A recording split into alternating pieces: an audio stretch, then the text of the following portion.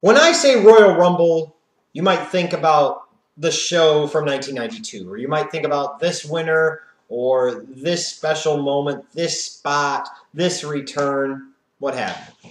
When I say WrestleMania, you might think about a match, you might think about a moment, you might think about a show, you might think about a venue. When I bring up SummerSlam, same type of thing might occur. Talk about a match, a moment, a return, a performance, a show, what have you. When I say Survivor Series, more often than not, only one of two things comes to the front or back of somebody's mind when you talk about word association. It's either the year, 1997, or the Montreal Screwjob. No other show in the history of the WWE/F has that same type of, I don't know even what you want to say, that single-minded association. When I say Survivor Series, you think of 97 and or the Montreal Screwjob. It's that simple. You don't think about any other shows. You don't think about any other matches. You don't think about any other moments. You think about one show and one moment in time, one match in particular. That's simple. In terms of impact and historical significance and ramifications, Survivor Series 1997 stands out to me as a cut above the rest in the history of not only the WWF/E, but in the history of the wrestling business as a whole. And the funny thing is, when it does come to this show, the only thing that matters is the main event, is the title match, is the Montreal Screwjob. Nothing else is remembered about that show because nothing else is of any consequence on that show, because nothing else matters. Truly, in this situation more than perhaps any other time in the history of the business, and in particular the WWF/E, there is one match, one moment in time, and that is the only thing that matters, so that is the only thing worth discussing, which is all I'm going to talk about in this Survivor Series 1997 review. Because talking about anything else other than this would be a complete total waste of time. So what I'm going to do is I'm going to give you some historical perspective and some setup that led to the events of what happened at Survivor Series 1997 with the Montreal Screwjob, talk about the participants, talk about the Screwjob itself, and talk about some of the misperceptions and misconceptions that have been out there over the years, some that have been clarified and some that have not. Talk about the immediate ramifications and short-term and long-term aftermath to all parties involved. And then also give my overall thoughts and opinions on the Montreal Screwjob and Survivor Series 1997. There are very few videos that I will tell you, even from my arrogant standpoint, that are can't miss. But this is one of them that if you're thinking about clicking off of it or fast forwarding through parts of it, I suggest you don't. So pull up a chair, roll a fatty, get some popcorn, get some booze, whatever the fuck you need to get through this long ass video, and I suggest you do it. You'll be thankful you did. So let's get started. Let me talk first about the setup to this and the events, the moments that led up to Survivor Series 1997 and really set the table for what would eventually take place. Now, as is often the case when it comes to these historical and significant shows, I like to provide some historical perspective and some context because I think it helps better paint the picture in your mind of what was facing the company at the time, the participants involved. And in this case, too, it also helps set the table for what I will talk about later on in the video with my overall thoughts on the Montreal Screwjob. Now, we're talking about 1997, and this was not a good time for the WWF. Was it as bad maybe as like 1995 was? No, probably not. Things were better, but it was still a bad time. Vince had lost a lot of talent over the past few years to WCW and the likes of Hogan and Savage and Hall and Nash. He was losing people all over the place. And it was not a good financial time for the WWF. Now, we don't ever really have an idea of just how bad, because at that time the company was still private. They didn't release their financial information to the public. Whereas if this would have happened in 2000, 2001, we could go back and look at that stuff and we could find out how the company was doing financially and know the truth about it. Well, we can't really do that in 1997. And so we're left to guess and go based off of what other people say and base it off of our own opinions and memories from the time. And I could safely say that the WWF was not in a great way financially at the time. Were they on the verge of bankruptcy? Were they on the verge of completely and totally going under? I don't know if I fully, truly buy that. Sometimes that seems to be something that has been put out there as a narrative by Vince and the WWE machine over the years to make the plight of the WWF at the time look worse than what it was. So that way, when they recovered and responded to it, it makes them look even more heroic and dramatic. And you'll get that sometimes, accentuate certain details, embellish certain things to make yourself look better. It happens. But there's no doubt, this was a bad time. The WWF was consistently, week in, week out, getting their ass kicked in the ratings by WCW Nitro, Monday Nitro. There's no doubt about that. That is indisputable fact. Every week. And WCW just in general had a better buzz and a better vibe around the product at the time. Now, WWF had started to turn the corner, in particular in the second half of 1997. They had gotten more of the ingredients in place. They were starting to change how they were producing and presenting the product. It was a necessary change that was helping them to finally start to catch up with the times, something that they had woefully fallen behind over the previous few years. This was a new company. Now, they weren't all the way there yet, but they were getting there. They were starting to figure some things out. They were starting to set the table very nicely. But what they really needed was that catalyst. And what they really needed was that thing to really set the snowball rolling in motion.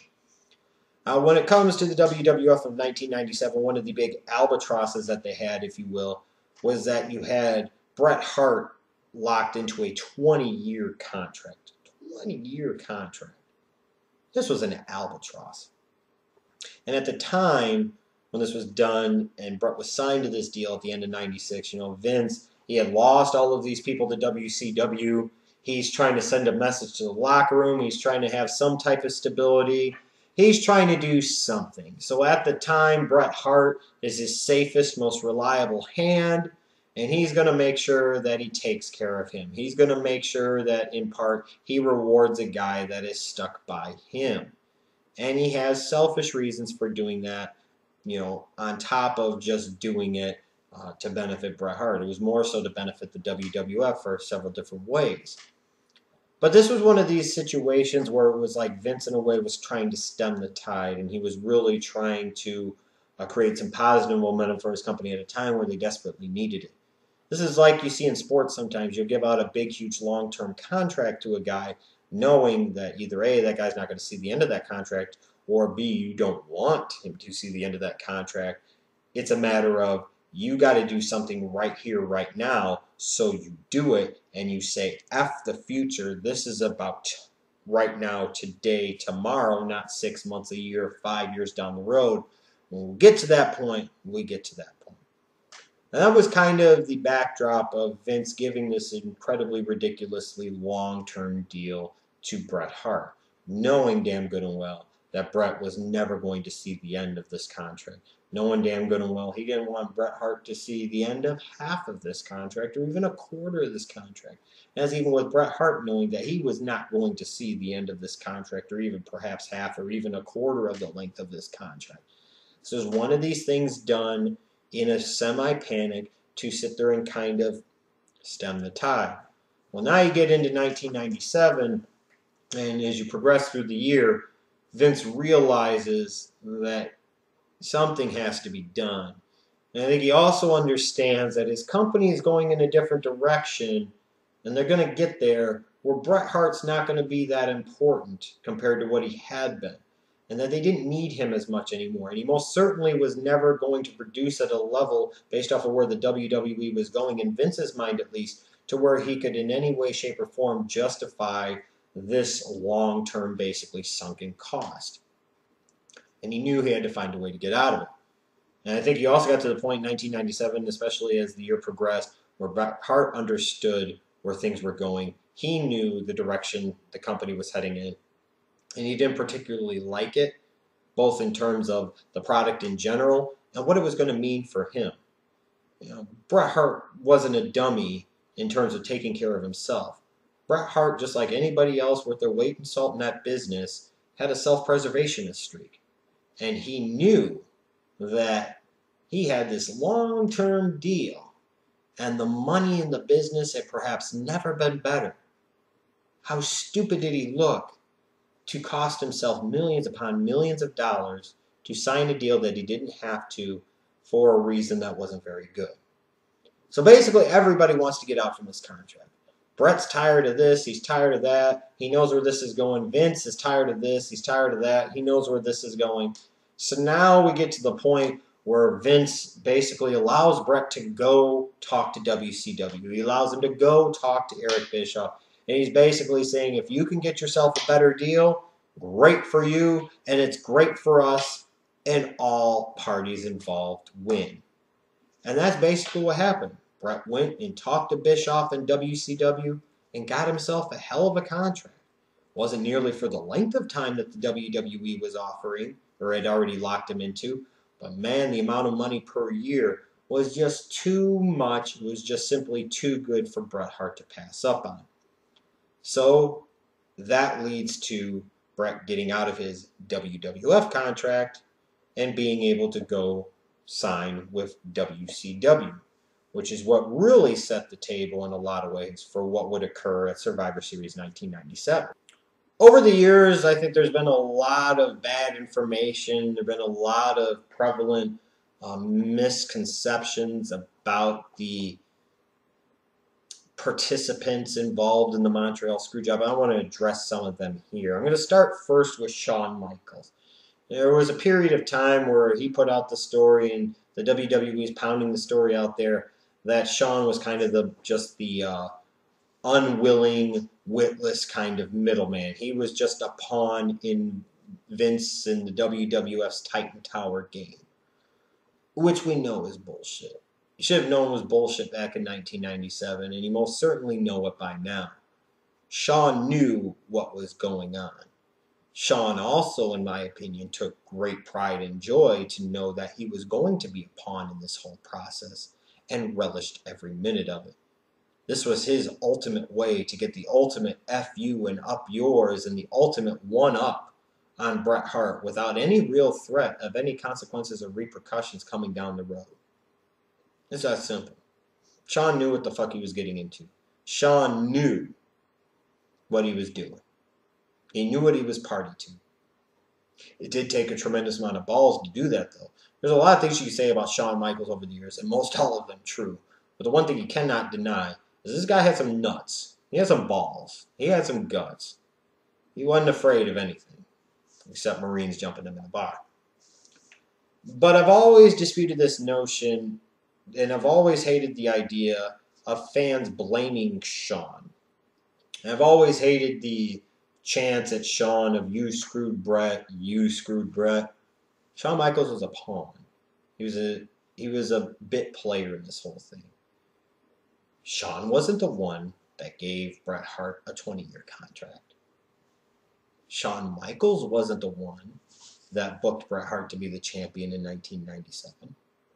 Shawn Michaels wasn't the one that booked Bret Hart to be the champion, even after knowing Bret's contract was up, and at the very end of that contract, he would have full and complete creative control over what could be done with the Bret Hart character. It wasn't Shawn Michaels' booking decision to do this. It wasn't Shawn Michaels' idea, frankly, to do this, no matter how much you may have tried to spin this over the years. So it's time for people to give Shawn Michaels a break on this, because frankly, if we're in that situation, most all of us would do the same damn thing that Shawn Michaels did. How many of us really, with our livelihoods on the line, are going to take that type of principle stand and say, no, we're not going to do that? Especially if you're in the position of Shawn Michaels and you're looking at $14,000 a week guaranteed being taken out of your pocketbook, out of your checking account, out of your coffers if you don't do this. Come on, let's be realistic. And then we've also got Bret Hart, who's always tried so skillfully over the years to play the witless kind of victim. And I say this, bullshit. Bullshit. Bret's the one that signed that 20-year contract. Not his fault that it was offered. It wasn't his fault that he signed it. He did what he thought was best for him at the time. But he also did it without getting any real concrete offer from WCW, and he locked himself into a situation that he knew potentially long term, or even ended up being short term, wasn't going to be very beneficial to him, and he wasn't going to be very happy with, and he wasn't going to like. Bret also had been in the business long enough to know better. He knew damn good and well that Vince McMahon, knowing what had happened a couple years prior with Medusa walking onto Nitro and dumping the women's championship into the trash can, that Vince wasn't going to sit there and allow this guy to walk out of that show with the champion when he was going to be no longer under contract after that night. I've always hated this notion of Bret playing the hapless, witless victim. Number one, all that bitching he did about getting stripped of the title that he didn't lose. He didn't sit there and ever tell the papers and everything about all the titles that he really didn't win. It was only the one that he really lost because it got taken from him, and he got all bent out of shape and pissy pantsed about it. Number two, Bret Hart to me has always kind of come across as a bit of a whiny, snivelly bitch when it comes to this whole thing, and I'm just being as honest as I can. Number three, if you really thought that Vince was going to allow you to do what you somehow have constructed as your utopian world of what should have been done on that night, then that shows just how much of a naive moron you were when it comes to Vince McMahon, the WWF, and how the wrestling business really works as a whole. But I also dispute this notion that Bret screwed Bret. And that's a story that for years Vince McMahon and the WWF, the Titan Tower machine, tried to put out there. It wasn't Bret Hart's fault that he was offered a 20-year contract. It was Vince. It wasn't Bret Hart's fault that he was booked to be the champion in 1997. That was Vince and his team and his company. It wasn't Bret Hart's fault that entering the very end of his contract up to the point and including the period where he was going to have full and complete creative control over his character, that he was booked to be the WWF champion still, even knowing that that was coming down the road. That was on Vince McMahon. Period. This whole thing about, this time-honored tradition of this and that is complete and total bullshit because, number one, in theory, the WWF and Vince McMahon put themselves into the situation. Bret Hart's not to blame. You're to fucking blame. Because if you'd have gotten the belt off of Bret, or even better, maybe not even put the belt on Bret at any point in time in the middle of 1997, you'd have never had this issue. You'd have never had this problem. You'd have never had to do the Montreal Screwjob. So to sit there and say Bret screwed Bret when he's not the one that was, doing the offering of a 20-year albatross contract, when it wasn't Bret Hart that put the title on him, when it wasn't Bret Hart who kept the title on Bret Hart until the point, and including when he got full and complete creative control over his goddamn character. It pisses me off that over the years, Vince and the WWF tried and somewhat successfully set this whole narrative because it is complete and total bullshit. If anybody was to blame for all parties and what happened here, it was Vince McMahon and the WWF. They're the ones that offered this stupid dumb dick contract to Bret Hart. They're the ones that signed off on it. They're the ones that let him go to WCW and talk. They're the ones that signed off on him signing with WCW to get out from under his contract. They're the ones that made him the champion all the while he's trying to negotiate with WCW. They're the ones that kept him champion. And they're the ones that allowed him to have full and complete creative control over his character while he had the biggest title in the company in his possession. So let's get this shit straight. There's been a lot of crap said about Shawn Michaels and Bret Hart and Vince McMahon over the years. And it's just that, a lot of crap. When it comes, most especially, though, to the blame, at the end of the day, when you talk about the WWF/E, there's only one man. The buck stops somewhere. There's one HNIC. When all shit gets to get, you can blame one individual for everything in that company, good, bad, or otherwise. And that's Vince McMahon. This notion that Bret screwed Bret, or that Shawn screwed Bret, is fucking ridiculous, and it needs to stop. The primary and sole party responsible for orchestrating and setting everything up to where it would even get to this point is Vincent Kennedy McMahon. And then we get to the actual screw job itself. Now, I'll never forget it. I will never forget it. This is even with the backdrop of a lot of fans knowing that Bret was gone, that he was going to WCW. This information was out there. This is not the most surprising and earth-shattering news out there. And even the WWF was alluding to it on the show itself with their commentators. You know, it's interesting. The screw job happens, and you don't know what the fuck to think.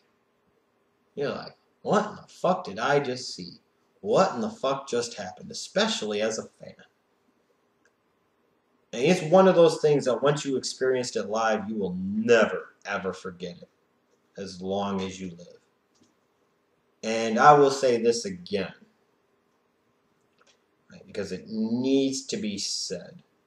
Another misperception or bad notion that's been put out there over the years was that this was terrible for the business because it pulled back the curtain and it let everybody know just how fake it was. That wrestling was a work. Okay. This shit had been well known for years in the mainstream. There was a journalist back in the 30s in New York City that revealed all the dirty little secrets of the wrestling business. There was a point in time in the papers where the results to wrestling matches for the following night were being posted in the paper. Vince McMahon himself, several years earlier, in part to avoid the New Jersey ticket tax, I believe it was, admitted that professional wrestling was a work. This is not some new phenomenon. This is something the media had hyped up and talked about for years. This is something that a lot of wrestling fans already knew. Not all of them. Some fully believed in the work. But most didn't. Most knew better. Most didn't care, but most knew better. Now, granted, it wasn't one of these things where you necessarily were always shown all the tricks of how it was done, but in the back of your mind, you knew it wasn't real. You knew it was bullshit. You knew it was fake. Point blank. I always dispute this notion that the Montreal Screwjob was disastrous to the business because it exposed the business and skip and whoop-de-whoop. Give me a fucking break. No, it didn't. What it did was create kind of a phenomenon. It created kind of a sensation. I mean, the blowback in the immediate aftermath to this was tremendous. I mean, people didn't know what the fuck to think. The WWF just lost Bret Hart. They're done. WCW is getting Bret Hart. They're gonna rule. How the fuck is Vince gonna spin this? What the hell is the WWF gonna do next? How the hell could WCW fail? They're getting Bret Hart. He just got screwed by Vince McMahon. It's being handed to him on a silver fucking platter. You can't possibly screw this up. Excuse me. And initially, I still think in some ways, to a certain degree to this day, it's funny how the roles played out. The WWF were the bad guys. Vince McMahon was the ultimate evil. Bret Hart was the ultimate good. And WCW was just kind of along for the ride. It's always funny when you look back at Survivor Series 1997. There's no doubting and no disputing, again, that this is a historically significant, important show. But there is some disputing just how immediately significant and important it was. There's always been this misperception, I think partially advanced by the narrative of the Titan Tower machine of WWE, that this was the ultimate turning point, and this is where they started to reign and rule supreme, and this was this, and this was that, and WCW had no answer, and da-da-da. And that is total and complete bullshit. Because even, what was it, November 9th in 1997, I believe it was, WCW still beat the WWF in the ratings for another 5+ months consecutively. Before WWF, even after 80+ weeks, finally would beat them once in the ratings with Monday Night Raw. WCW still had a pretty good 1998 from a business standpoint in terms of ratings, in terms of attendance. This was not the be-all, end-all moment for WCW as it's been portrayed to be over the years. That's just simply false. That's just simply not the case. This also was not the be-all, end-all for the WWF turning things around and ultimately reigning supreme. That is also categorically and totally undeniably false. What Survivor Series 1997 and the Montreal Screwjob was, it was a turning point. Where I talked about before, the WWF had a lot of the ingredients. They were starting to get some of the mixture right, but they needed that catalyst to really spark things up, to really get that snowball rolling. The Montreal Screwjob was that catalyst. The Montreal Screwjob is what set everything in motion. It allowed this and that and this and that to happen. It put this person in this position, and so on and so forth. Long term, it's perhaps the single most important thing that ever happened in the history of the company, at perhaps the single most important time in the history of the company. But the ramifications were not necessarily felt immediately. It took time. It paid off, and it paid off in a big way, in a sense that WWE still exists here at the end of 2014, and WCW has been gone for 13 plus damn years now. And at that time, it was a tremendous time for professional wrestling in general. And man, this had everybody buzzing. This had everybody talking as far back as I can remember. Even the people that I knew back in the day that watched professional wrestling that didn't talk about it, I knew they watched it because sometimes I'd get them to talk about it a little bit, or I'd see them wearing a shirt or what have you. And they were talking about it. People that didn't watch professional wrestling were talking about it. This was a big, huge fucking deal. And it was really critically important after it happened for the WWF to have a plan and make the most out of it. And that's exactly what they did. So when you talk about Montreal Screwjob, it's important to understand the context and the history and the setup to what led up to it. I think it's important to also understand that all parties involved played a role, but at the end of the day, Shawn didn't screw Bret, Vince didn't screw Bret, Bret didn't screw Bret. WWF and Vince McMahon, in a way, kind of screwed themselves, and things ultimately worked out the best for them and for Vince McMahon. And that's why I've always believed in my heart of hearts that there's always been more to the story. I've always believed in the pit of my stomach that there's a lot more to this. Too many things lined up too perfectly for this not to be exactly how it's presented and how it's been packaged over the years. And I firmly and fully believe, as much as I ever have, if not more so than I ever have, just like I have for the past 17 years, that the Montreal Screwjob was not a screw job, but it was the greatest work in the history of the professional wrestling business. I have to admit, I've always found it so compelling and so incredibly interesting that in a business where for so many years it was all about fooling people into thinking something that was totally fake was totally real, in a business in so many years where there's a history of everything pretty much as a work to some certain degree, that so many people after 17 plus years in an internet age and everything still fully, truly, 100% buy into the official Montreal Screwjob narrative. It's astounding to me. When I look at the Montreal Screwjob, it's an example to me of when there's a smell, there's some shit in the corner. When there's smoke, to me, there's fire. And too many things lined up too perfectly for it to just be a bunch of coincidences. It lined up so perfectly that coincidences just can't explain it. It lined up so perfectly and it seems like the only way it could have possibly lined up so perfectly if it was a part of some great master plan, something that was planned out so well that even things that weren't planned out ended up appearing to be planned out and fitting perfectly into the grander scheme of things. Now, some reasons that I think people over the years have failed to grasp onto the Montreal Screwjob being a work is, number one, wrestling fans don't want to feel like they've had their intelligence insulted. And after all the years of being programmed with the propaganda that the Montreal Screwjob was legit, 100% shoot, if they were to believe it would be a work after all that time of believing it was real, they would feel like they were duped and they would feel like they're stupid. Wrestling fans are a lot of things, but the one thing they don't want to necessarily, in my opinion, feel like they're idiots, even if we all, myself included, act like idiots from time to time. We don't want to feel like we've been duped. We don't want to feel like we're stupid. And so therefore, a lot of fans, in my opinion, don't want to believe it, even though a lot of the evidence is staring them right in the face. It's also one of those things that a lot of people, especially the more serious fans, the older fans, have a lot of love and respect for Bret Hart.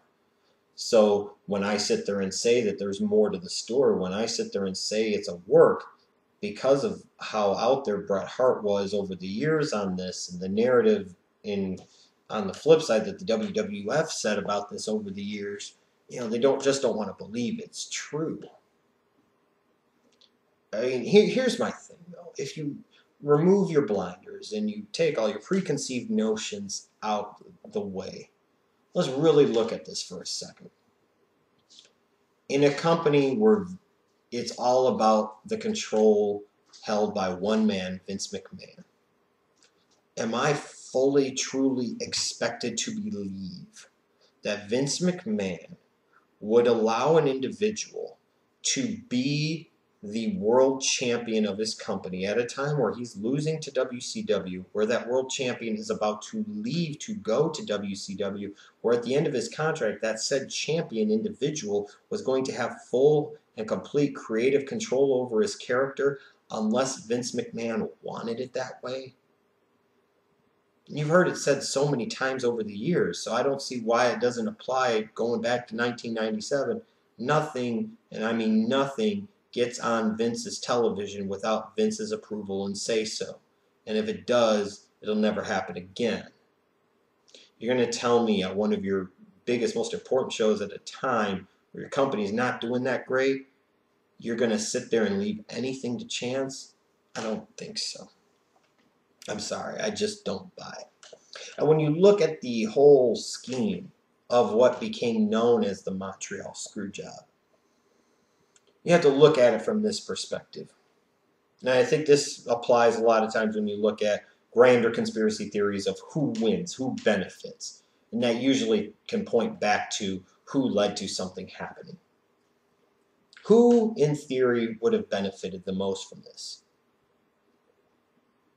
Bret Hart was going to benefit from this, because not only was he going to make a shit ton more money from WCW, an amount that Vince McMahon had no desire or no dreams of ever wanting to pay Bret Hart was also going to be able to come out of this looking like the ultimate hero. He was going to look like the ultimate good guy. He was going to look like the ultimate victim who got fucked over by Vince McMahon. Bret Hart wins here. Shawn Michaels wins here because he's involved in this. He's a part of this. And as a result, he gets some of the heat off of this.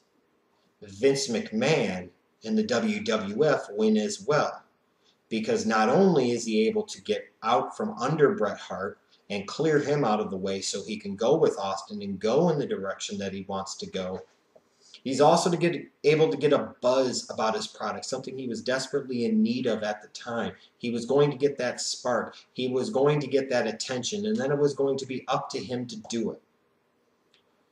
You think about the timeline of how things fell into place with the Montreal Screwjob, Survivor Series 1997, and that immediate aftermath of the next few months. Within a month, you've got an announcement officially by Vince McMahon of television of the beginning of the Attitude Era. You get the creation of the Mr. McMahon character. You get the start of the McMahon-Austin feud. Just too many things, if you really think about it, line up so perfectly to point to anything other than this being a complete and total bullshit work. And a great one, and a masterfully done one at that. Especially from the perspective of Vince McMahon and the WWF. Vince knew that on the surface, if he presented this to Bret Hart, that it would look to Bret like Bret was winning, and Vince would have to do what he could to try and win out of it as well. But Bret knew, in theory, that he would win because he's going to get a lot more money. He was going to get to go to WCW. And from Vince's standpoint, if Bret signed off on this, he knew he could get out from under Bret's contract. He could go let him work at WCW where he knew they were going to poorly utilize him. And Vince was going to get all of this attention and all of this heat on his company. Vince is a businessman. He knows that any publicity can potentially be turned into good publicity. And he needed any publicity he possibly could get at that point in time, especially the free variety. And he was going to get it in great abundance and numbers here. And he also knew, carrying somewhat of that territorial mindset, knowing that he had gotten tired of all these different guys leaving and understanding that he wanted to protect his company and that if it was going to go down, he was going to go down swinging and he was going to go down because of what he did or failed to do, that the product was going to revolve around him. And like I said, when you go back and look at the timeline, just too many things measure up too perfectly for all of this not to have been one big work. Now, some will sit there and say, I wouldn't believe that Bret Hart would ever sit there and sign off on that. Okay, if you believe that, who's to say it couldn't have been a work, but they had a plausible deniability thing for Bret Hart where he wasn't in on it at all, just everybody else was. So to him, it's a total and complete shoot. And it's enough to advance the narrative, but everybody else knew it was a complete and total work. Okay. Let's say that Shawn didn't know, or whatever the case might be, that this was a work. He thought this was a shoot. Even better. It helps advance the narrative and the story that Vince was trying to sit there and set.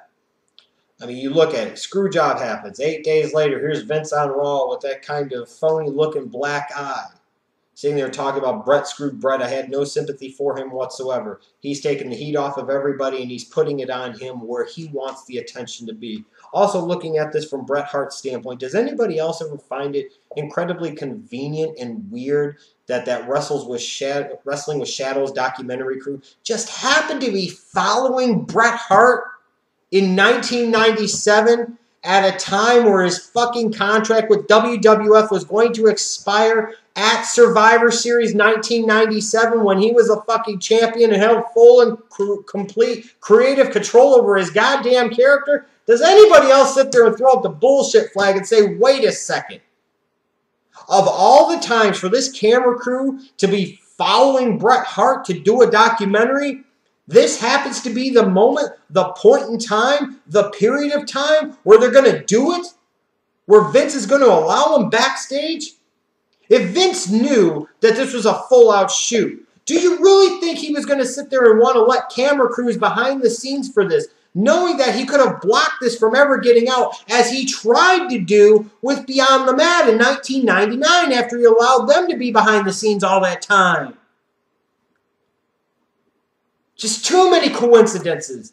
Too many things line up too perfectly. Vince wins. In theory, Bret wins. Everybody wins. You've got the Wrestling with Shadows documentary crew just happens to be there capturing all of this on camera. I say bullshit. To those that say that Bret would never be involved in this, remember, wrestling's a work. And pretty much everything you can always assume is a work. I also need to remind you that a lot of you believed in 2011 naively that CM Punk was actually leaving the WWE. You actually thought that was real. You actually thought that was legit. You can try and deny it now, but that's the truth. You get sucked up in these things sometimes, and that's fine. But it doesn't change the fact that just about everything pertaining to professional wrestling is a fucking work. So why in the bluest of blue fucks would the Montreal Screwjob be anything other than that? You look at the camera shots that took place immediately. There's just too many things that lined up here. Vince is out there. Bret happens to spit right at him, and then he's throwing shit all over the place, and Vince doesn't send out anybody to stop him. They don't do anything. In the days leading up to it, there's more than one meeting between Bret and Vince where nobody else is there. I don't know about you, but I smell a rat. And I'll always believe that there's a lot more to this story, and I'll always believe in my heart of hearts that too many things lined up too perfectly.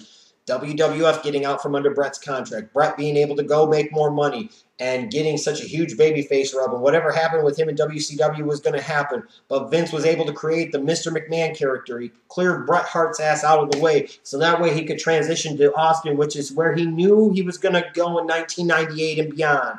Just too many things lined up too perfectly. Nobody ever even brings up the fact that the Wrestling with Shadows documentary crew just happened to fucking be there of all times following Bret Hart in 1997 as his contract with WWF was expiring, and they managed to magically be backstage for Survivor Series 1997.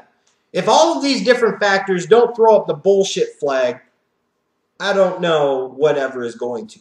Who benefited from this? If this was a full-out shoot, who really benefits? But if it's a work and a well-constructed work, everybody can benefit. And I always maintain that.